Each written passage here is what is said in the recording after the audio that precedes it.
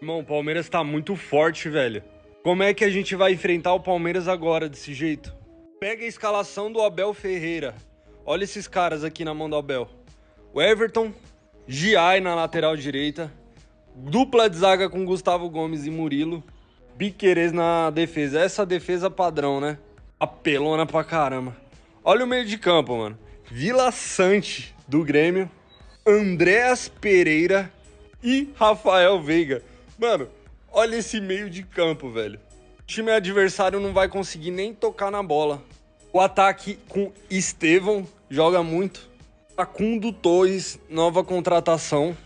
E lá na frente, referência, o camisa 9 que o time precisava, Paulinho. O futebol brasileiro vai ser dominado pelo Palmeiras, Botafogo, Cruzeiro e Flamengo. Daqui a pouco o Bahia entra junto nessa elite aí. Os caras têm dinheiro, futebol é dinheiro, não tem como.